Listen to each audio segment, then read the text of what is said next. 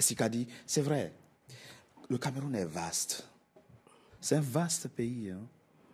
31 000 bureaux de vote, dit-on.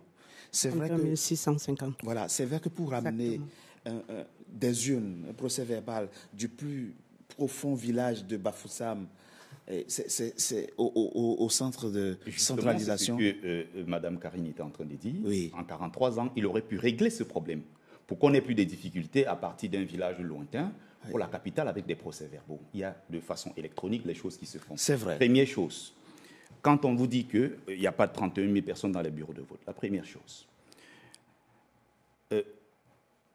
quand il n'y a pas des gens dans des bureaux de vote, les représentants, soi-disant, la première des choses, dans aucun pays dans ce monde, on attend d'avoir des 31 000 les procès-verbaux. Vous avez raison, vous avez raison. À partir des échantillons qu'on a à disposition, on peut déjà avoir des tendances et savoir qui a gagné les élections. Vous vivez en France, c'est comme ça que ça se passe. Bien ça sûr. se passe même dans les pays pauvres d'Afrique, au Sénégal, au Kenya, on voit des élections, comment ça se déroule. Ça, Biya n'a pas fait l'effort en 43 ans.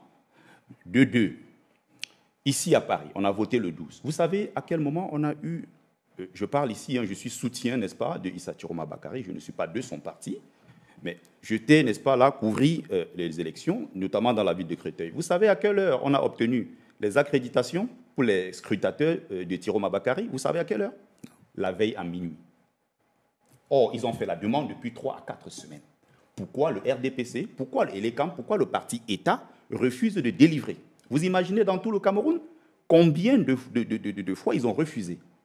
Donc, c'est organisé, c'est fait exprès. C'est fait exprès et c'est des gens dangereux, juste pour terminer. Oui. Et en plus, des gens qui soutiennent ce genre de dictature et qui vivent en France dans un confort. Oui. J'ai appris tout à l'heure en coulisses, elle est la fille de l'ancien directeur de la BIAO.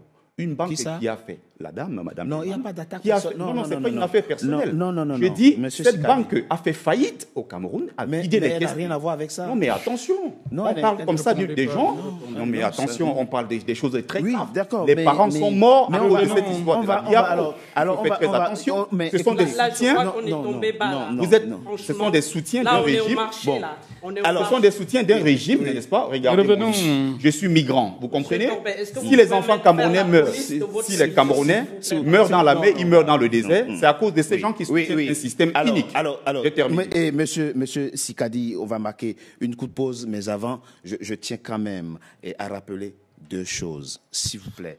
Chacun a le droit d'avoir son opinion. Justement, vous êtes démocrate et vous aspirez à diriger le Cameroun de façon démocratique. Justement. Donc, on doit accepter que chacun ait son opinion. On est descendu dans la rue. Deuxièmement, on va faire en sorte qu'il n'y ait pas d'attaque personnelle. Honnêtement, je ne souhaite pas.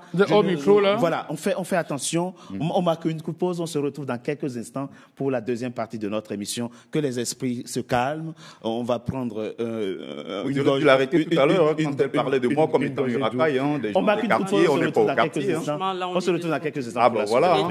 Vous aurez dû l'arrêter. À tout de suite.